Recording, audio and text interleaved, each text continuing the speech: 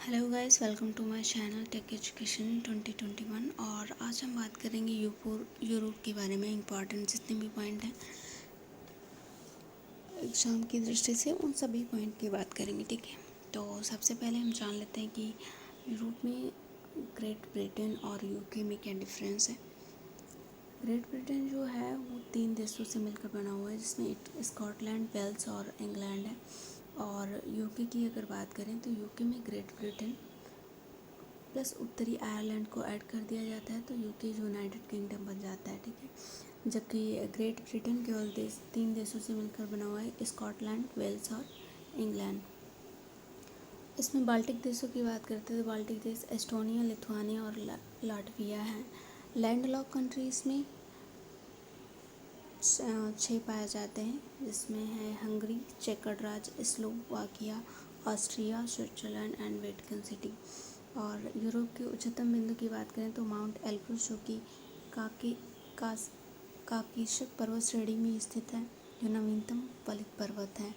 और राइन और शीन नदियाँ जो कि उत्तरी सागर और इंग्लिश चैनल में गिरती हैं। इंग्लिश चैनल जो कि यूरोप के पश्चिमी भाग में पाया जाता है। ठीक है, तो यहाँ पे जो कि रिफ्ट वैली बनाती है। राइन जो नदी है उत्तरी सागर और इंग्लिश चैनल में गिरती है, जो रिफ्ट वैली बनाती है। ब्लैक फॉरेस्ट और वास्चीज पर्वत के बीच में बहती है। कैस्पियन सागर क्या होता है? कैस्पियन कहाँ पे स्थित है? कैस्पियन सागर विश्व की सबसे बड़ी खारे पानी की झील। वोल्गा और यूराल नदी इसमें गिरती है। ठीक है, और फिर हम बात करते हैं एब्रन क्या है। इटली में स्थित एक मानव निर्मित झील है।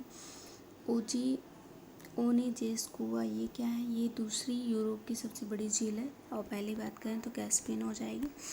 आल्प्स पर्वत ये नवीनतम वलित पर्वत श्रेणी है, सर्वाधिक स्विट्जरलैंड में पाई जाती है। फ्रांस और इटली की सीमा पर स्थित है।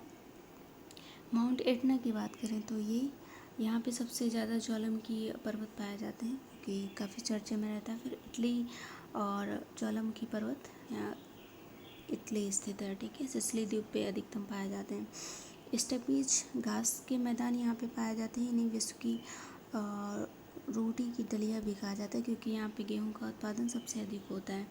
फिर यूरोप, स्पेन और अफ्रीका महाद्वीप और यूरोप, भूमध्य सागर और अटलांटिक महासागर की कुंजी के नाम से प्रसिद्ध जिब्राल्टर संधि को कहा जाता है। डेनमार्क संधि इंग्लैंड और फ्रांस के बीच में स्थित है। फिर हम इंग्लिश चैनल जो कि ब्रिटेन और फ्रांस के बीच में उत्तरी अटलांटिक महासागर में स्थित है। अगर उसकी बात करेंगे तो एस्क में है, तो लॉ एस्क यहाँ पे लिखा हुआ है, तो वो सबसे ज़्यादा स्वीडन में है, जो कि आई थिंक 60% इसका है। पूरे यूरोप का 60% यहाँ पे पाया जाता है। कि किरना और मामबर्गेट 2 प्रसिद्ध स्थान है। सबसे बड़ा यूरोप का लॉ एस्क यहाँ पाया जाता है। फिर उत्तरी फ्रांस लारेन क्षेत्र में पाया जाता है। 40% लोहा यूरोप से विश्व का 40% है।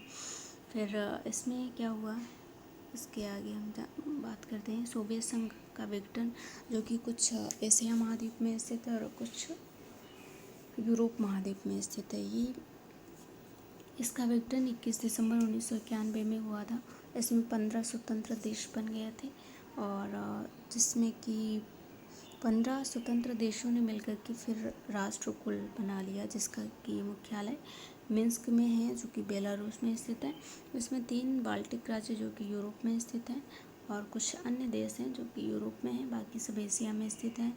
मध्य एशिया में जैसे कजाकिस्तान, उज्बेकिस्तान सारे सोवियत संघ के ही पार्ट थे। एस्टोनिया, लाटविया और लिथुआनिया जो कि 3 बाल्टिक देश बोले जाते हैं। ठीक है, क्योंकि बाल्टिक सागर के पास में स्थित है इसलिए इसे बोला जाता है। फिर रूस, इसकी राजधानी फिर यहाँ पे मॉस्को 5 सागरों का पत्तन है। यहाँ पे सबसे बड़ा रेलवे प्लेटफार्म भी पाया जाता है, जो कि सबसे पहले क्या होता है लेनिनग्राद और क्या याद नहीं आ रहा है, बाद में बता दूँ। तो यहाँ पे 5 सागर का पत्तन है। कैस्पियन सागर, काला सागर, बाल्टिक और श्वेत सागर। और एक महासागर जो है आर्कटिक महासागर से जुड़ा है। मॉस्को सबसे बड़ा रेल जंक्शन भी है। ग्रीनलैंड विश्व का सबसे बड़ा द्वीप है, जो कि सभी जानते हैं। जो राजनीतिक दृष्टि से तो डेनमार्क है, डेनमार्क जो कि यूरोप में स्थित है, और भौगोलिक दृष्टि से उत्तरी अमेरिका महाद्वीप में स्थित है। ठीक है, और इतना ही काफ़ी था जो इम्पोर्टेंट है। बाकी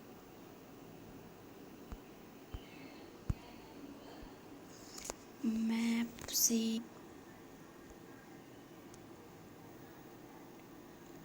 ये यूरोप का पूर्वी भाग है, ये जो एरिया है, सॉरी उत्तरी भाग है, जो ये टुंड्रा प्रदेश यहाँ पे पाया जाता है, नॉर्वे और स्वीडन। और यहाँ पे ये बाल्टिक सागर है। ठीक है, ये बाल्टिक सागर स्थित है। इसके पास में ये जो है इन्हें बाल्टिक देश कहा जाता है, जो कि सोवियत संघ सोवियत रूप से अलग हुए थे, एस्टोनिया, लाटविया और लिथुआनिया। ठीक है, और बेलारूस जो कि अभी हाल ही में हंगर इंडेक्स आई थी, जो यहाँ पे सबसे ज़्यादा हंगर इंडेक्स है। और फिर उसके बाद हम बात करते हैं यूरोप का सबसे पूर्वी भाग की बात करें तो यूक्रेन है, जो कि यहाँ पे यूराल पर्वत पाया जाता है, उससे इसकी सीमा लगती है।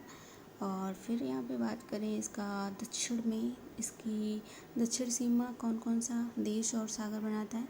देश ये काला सागर है, मरमरा सागर, जो कि यहाँ पे इसके मध्य में काकेशस पर्वत पाया जाता है, जो कि एल्ब्रुस यहाँ की सबसे ऊंची चोटी है।